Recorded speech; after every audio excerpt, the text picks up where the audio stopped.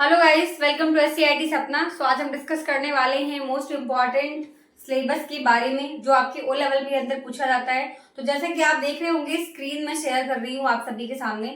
इस स्क्रीन पे ही सारी चीजें आपको क्लियरली दिख रही होंगी। तो चलिए, मैं सबसे पहले करती क्या हूँ कि मैं आपको स्क्रीन जो है वो आपको यहाँ पर कंटिन्यू करा लेती हूँ। ठीक है, सो आप देख सकते हैं आपके सामने स्क्रीन जो है वो आ चुकी होगी। ओके, अब इस स्क्रीन के अंदर आपको प्रॉपरली मैं एक नोट शेयर कर रही हूँ। आपको क्लियरली दिख रहा होगा कि मैं यहाँ पे क्या शेयर कर रही हूँ, आपको एक नोट शेयर कर रही हूँ। ठीक है, इस नोट्स के अंदर अगर आप ध्यान से देख रहे होंगे तो यहाँ पर दिया हुआ है आपका M1R5 का सिलेबस। M1R5 जो आपके ओ लेवल के अंदर आप पढ़ने वाले हैं, क्या क्या चीजें होती हैं इनके अंदर हम डिस्कस कर रहे होंगे बारी बारी के बाद। ठीक है, तो सबसे पहले अगर हम देख रहे होंगे, इसको थोड़ा सा हम यहाँ पर जूम कर रहे हैं तो आप यहाँ पर देख पा रहे हैं जो सिलेबस है इसका। ठीक है, तो सिलेबस जो है आपका M1R5 में कितने चैप्टर्स होते हैं, तो देखो ओ लेवल के अंदर कितने चैप्टर्स होते हैं आपके। तो ओ लेवल के अंदर आपके जो M1R5 पहला पेपर होता है उसके अंदर जो चैप्टर्स होते हैं वो होते हैं हमारे पास 7 चैप्टर्स से लेकर 9 चैप्टर तक। कहाँ तक होते हैं? टोटल 9 चैप्टर्स होते हैं। कौन कौन से होते हैं? तो पहला होता है इंट्रोडक्शन टू कंप्यूटर, देन दूसरा होता है introduction to operating system, then होता है वर्ड प्रोसेसिंग। क्या होता है? Word processing. आगे हम बात कर रहे होते हैं तो होता है स्प्रेडशीट। क्या होता है? स्प्रेडशीट, जिसे हम लिब्रियोफिस कैल्क के नाम से भी जान रहे होते हैं। नेक्स्ट बात कर रहे होते हैं प्रेजेंटेशन। तो प्रेजेंटेशन हमारा क्या कहलाता है? आपके लिब्रियोफिस इम्प्रेस में जहाँ पर एनिमेशन बनाने को आते हैं और बहुत सारी चीजें पढ़ने को मिल रही होती है, तो वो हमारा क्या कहलाता है? आपका इम्प्रेस कहलाता है। नेक्स्ट चैप्टर जो हम पढ़ने को पा रहे होते हैं वो होता है introduction to W and internet के बारे में। यहाँ पर बहुत सारी चीजें जान रहे होते हैं।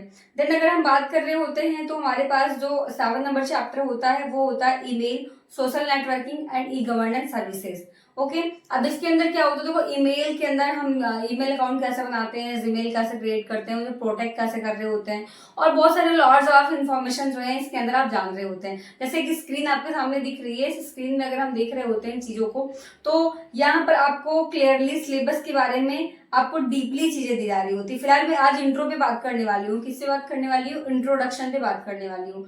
ठीक है, तो जैसे कि चैप्टर 1 की अगर हम बात कर लें कि चैप्टर 1 में क्या क्या आता है, तो आप देखेंगे चैप्टर 1 में, थोड़ा सा जूम कर दे रही हूँ स्क्रीन को ताकि आपको क्लियरली यहाँ पर दिख रहा होगा चैप्टर 1 में क्या क्या चीजें हैं। तो देखो, चैप्टर 1 जो है इंट्रोडक्शन टू कंप्यूटर होता है, जहां पर हम बेसिक कंप्यूटर के बारे में जान रहे होते हैं। ठीक है, क्या क्या चीजें होती हैं? तो कंप्यूटर की लेटेस्ट जितनी भी आईटी गैजेट्स होते हैं, इवोल्यूशंस होते हैं, ठीक है, हम इन सभी चीजों के बारे में डिस्कस कर रहे होते हैं। हार्डवेयर क्या होता है, इनपुट आउटपुट डिवाइसेस क्या होता है, इन सभी के बारे में हम यहाँ पर डिस्कस कर रहे होते हैं। तो ये तो आपने जाना कि ओ लेवल का होल सिलेबस क्या होता है। कई बच्चों को पता नहीं होता है कि M1R5 में क्या पढ़ना होता है, क्या नहीं पढ़ना होता। देखिए, सबसे पहली चीज तो एग्जाम का पैटर्न अगर हम जाने तो एग्जाम का जो पैटर्न होता है वो MCQ बेस्ड होता है। कैसा होता है? MCQ बेस्ड होता है, जहां पर आपके जो मल्टीपल चॉइस क्वेश्चन होते हैं वहां पर एक क्वेश्चन आता है और उसके अंदर जो दिए रहते हैं वो 4 आपके ऑप्शन दिए रहते हैं। क्या दिए रहते हैं? ऑप्शंस दिए रहते हैं। इन ऑप्शंस में से किसी एक को टिक करके आना होता है आपको, और आगे जो है आपको इसकी मार्किंग करी जाती है। और अगर हम बात करते हैं तो ओ लेवल का जो पेपर होता है वो 2 पार्ट्स में होता है। कैसे होता है? एक हमारा थ्योरी एग्जामिनेशन होता है और दूसरा हमारा प्रैक्टिकल सेशन होता है। क्या होता है? प्रैक्टिकल सेशन होता है। प्रैक्टिकल सेशन भी हमारा 100 मार्क्स का होता है, और जो ओ लेवल का थ्योरी पेपर होता है मॉड्यूल वाइज वो भी 100 का होता है। अब दोनों का वेटेज निकाला जाता है। क्या निकाला जाता है? वेटेज। ठीक है, वेटेज निकालने के बाद ही आप जान पा रहे होते हैं कि किस तरह से आपको नंबर मार्किंग करी जा रही होती है। ये चीज क्लियर हो रही है सभी को? चलिए आगे बात कर रहे होते हैं हम नेक्स्ट चीजों में। तो यहाँ पर हम डिस्कस कर रहे होते हैं सिलेबस के बारे में, थोड़ा सा बढ़ रहे होंगे। तो देखिए, इंट्रोडक्शन टू कंप्यूटर के बारे में बेसिक इसके पहले भी बताया गया है, आपको बेसिक लेवल से बताया गया है। फिलहाल आज हम आपको और डीप में देंगे चीजों को। सबसे पहले हम बात कर रहे होते हैं इंट्रोडक्शन टू कंप्यूटर के बारे में कि कंप्यूटर है क्या। तो देखो, कंप्यूटर एक हमारा बेसिकली मशीन होती है। क्या होती है? मशीन होती है। अब जैसे कि नोट्स आपके सामने क्लियरली दिख रहा है तो आप नोट्स को देखते रहिए क्लियर तरीके से ताकि आपको चीजों को समझ में आए। बहुत सारे स्टूडेंट की क्वेरी रही है कि मैम नोट्स कैसे बनाएं, नोट्स नहीं मिल पाती है प्रॉपर तरीके से। तो ये मेरा मेन फोकस था कि आप लोगों को नोट्स पहुंचा सकूं, और मैं पूरी कोशिश करूंगी कि SCIT-sapna.in के नाम से एक वेबसाइट जो है मैं बहुत जल्द लॉन्च कर रही हूँ, जिस वेबसाइट के अंदर आपको फ्री कंटेंट मिल रहे होंगे पढ़ने के लिए, टेस्ट लेने के लिए और बहुत सारी चीजों के लिए। ठीक है, जैसे कि हम बात कर सकते हैं, आप एग्जामिनेशन देने जा रहे हैं तो उसका एक मॉडल पेपर मिल रहा होगा आपको, टेस्ट की कई सारी सीरीज मिल रही होंगी उस वेबसाइट के नंबर। वेबसाइट का जो नाम है वो SCIT सपना से रहेगा। अब .com लेती हूँ या .in लेती हूँ, फिलहाल कॉम तो लेना चाहिए, ठीक है, कॉमर्शियल होता है। फिलहाल मैंने अभी डोमेन परचेज नहीं करा है, उसके लिए मैंने बस बनाया है वेबसाइट, मैंने खुद से ओन करा है वो वेबसाइट आप सभी के लिए। SCIT सपना के नाम से ही है वो, ठीक है। SCIT सपना के नाम से आपका यूट्यूब चैनल भी है जहाँ पे आप वीडियो देख रहे हैं। SCIT सपना के नाम से फेसबुक का पेज भी, आप वहां पे भी जाके हमें फॉलो कर सकते हैं, जिसमें आपको शॉर्ट वीडियोस मिल रही होंगी, फुल वीडियोस मिल रही होंगी, और जो क्लिप्स नोट्स की फोटोज होती हैं, स्क्रीनशॉट्स होते हैं, या फिर नोट्स की में प्रॉपर इमेज जो है वो हम शेयर कर देते हैं उसके अंदर पढ़ने के लिए, तो आप वो भी फॉलो कर सकते हैं, वहां से भी आपको प्रॉपर इन्फॉर्मेशन मिल रही होगी। ठीक है, चलिए आगे बात कर रहे होते हैं कि कंप्यूटर क्या होता है। तो देखिए, कंप्यूटर हमारा एक बेसिक इलेक्ट्रॉनिक मशीन होता है जो डेटा को इनपुट, प्रोसेस एंड आउटपुट के लिए रिट्राइव करता है। ठीक है, किस तरह से काम करता है, देखो डिवाइस होती है, वो क्या होती है, डिवाइस होती हैं जो मल्टीपल डिवाइसेस से मिलकर एक हमारा आउटपुट रिजल्ट दे रही होती है। ठीक है, अब उन्हें चलाने के लिए हमारे पास 5 चीजें जरूरी होती है। कौन सी चीजें जरूरी होती हैं? 5 चीजें जरूरी होती है। वो क्या होती हैं? तो उन्हें कहते हैं 5 पेरिफेरल्स। क्या बोल रहे होते हैं? पेरिफेरल डिवाइसेस बोल रहे होते हैं। ठीक है, आपको लगभग क्लियर हो रहा होगा चीजों को, ठीक है, बहुत बताने की आवश्यकता नहीं है, बट फिर भी हम डिस्कस कर रहे हैं तो चीजों को आपको पूरा पूरा डीप में दे रहे होंगे। जैसे कि नोट्स भी आपके सामने में इसीलिए प्रॉपर ओपन करके रखी हूँ ताकि आपको चीजों को दिक्कत ना हो। तो देखो, पेरिफेरल्स हमारी जो होती है इनपुट, आउटपुट, देन प्रोसेसिंग जो हो रही है। सबसे पहले तो हम क्या कर रहे होते हैं? इनपुट कर रहे होते हैं। क्या कर रहे होते हैं? इनपुट कर रहे होते हैं। अब जैसे ही हम क्या कर रहे होते हैं? इनपुट, तो इनपुट के साथ ही साथ अगर हम बात करते हैं यहाँ पर कि इनपुट के साथ और क्या क्या चीजें होती हैं, तो IPO साइकिल आपने पढ़ा होगा। क्या पढ़ा होगा? IPO cycle. इसमें क्या होता है? सबसे पहले हम इनपुट करते हैं, उस पर प्रोसेस होती है, फिर हमें फाइनली क्या मिल रहा होता है? आउटपुट मिल रहा होता है।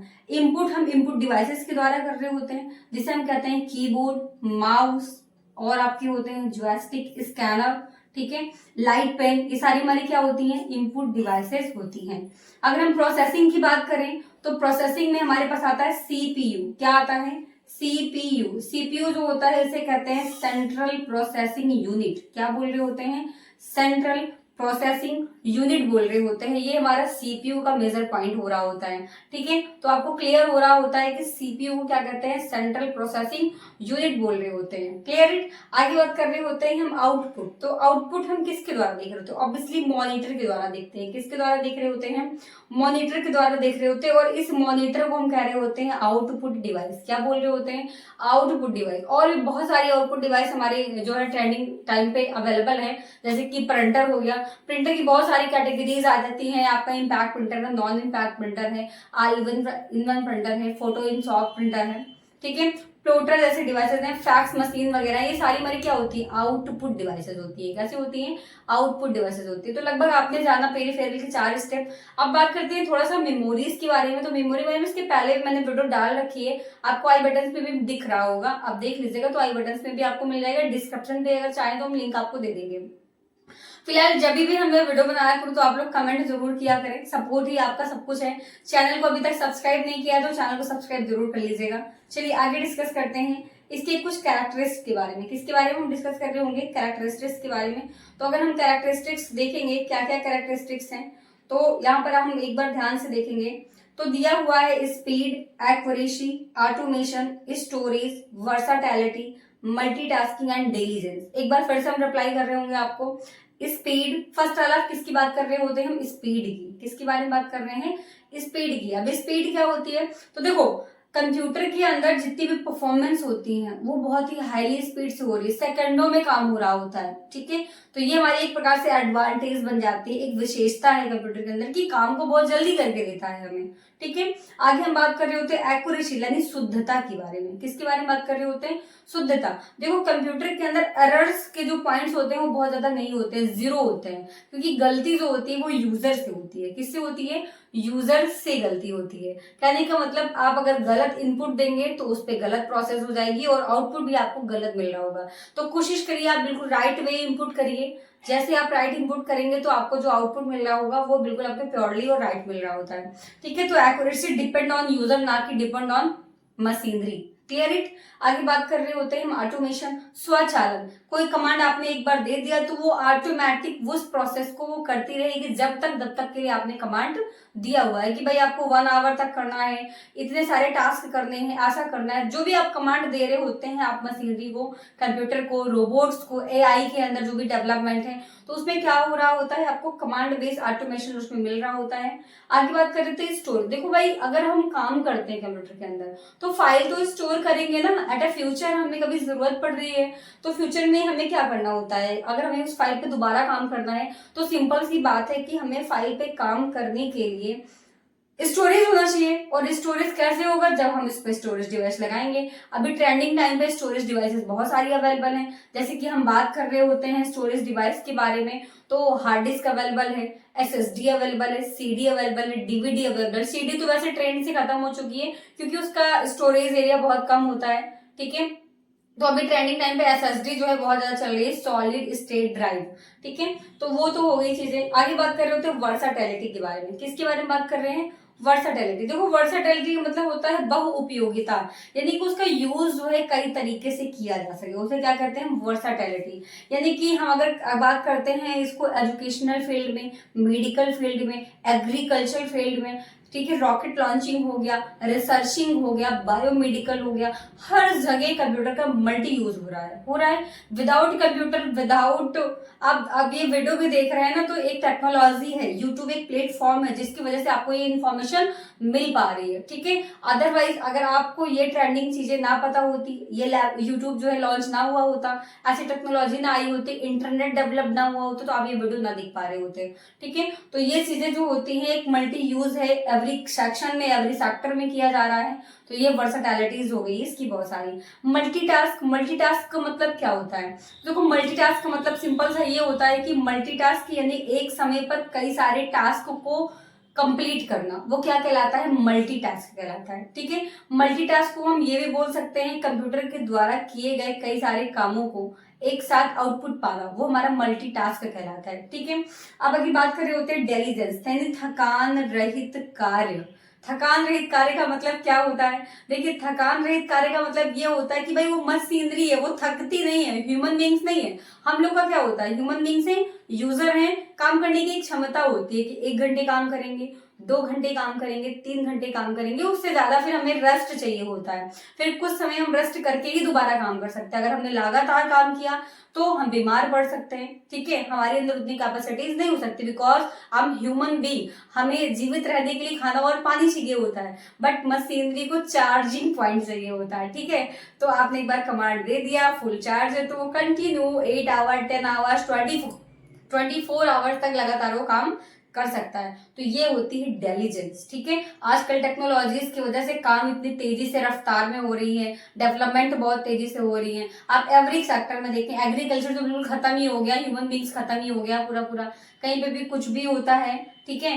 तो एग्रीकल्चर फील्ड में अगर हम देखेंगे तो सब कुछ टेक्नोलॉजी होगा। एग्रीकल्चर ही नहीं, रोड बन रहे हैं, आप देख रहे होते हैं कितनी सारी डिवाइसेस, कितनी सारी हायर टेक्नोलॉजी बेस्ड जो है मशीनरी जो है वो डेवलपमेंट हो चुकी है, जहां पर एक बार देखा जाए तो ह्यूमन बीइंग यानी कि जॉब क्राइटेरिया भी कम होता चला जा रहा है। जॉब क्राइटेरिया क्यों कम होता जा रहा है, क्योंकि जो काम एक परिश्रमी व्यक्ति कर रहा होता है वो काम एक डिवाइस कर रही है, एक मशीन कर रही है, ठीक है। तो ये सारी चीजें भी मैटर करती हैं, ठीक है।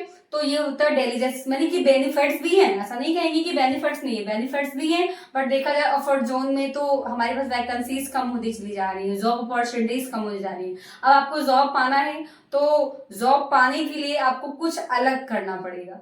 अलग करने का मतलब आपके अंदर गट्स होने चाहिए, वो टैलेंट होना चाहिए, ठीक है, अदरवाइज आप वो चीजें नहीं कर सकते हैं, ठीक है। तो ये चीज समझ में आ गई आपको कि कैरेक्टरिस्टिक्स क्या होते हैं कंप्यूटर के, ठीक है। तो नेक्स्ट वीडियो में हम बात कर रहे होते हैं आपसे आगे की कंपोनेंट्स कैसे काम करते हैं, टाइप्स क्या होते हैं। इसके लिए मैंने टाइप्स की वीडियो बनाई हुई है, क्लासिफिकेशन के बारे में मैंने बात भी करा है, तो आप उसको भी देख सकते हैं, ठीक है। सो अभी के लिए मिलते हैं नेक्स्ट वीडियो में, bye bye, take care, all the best.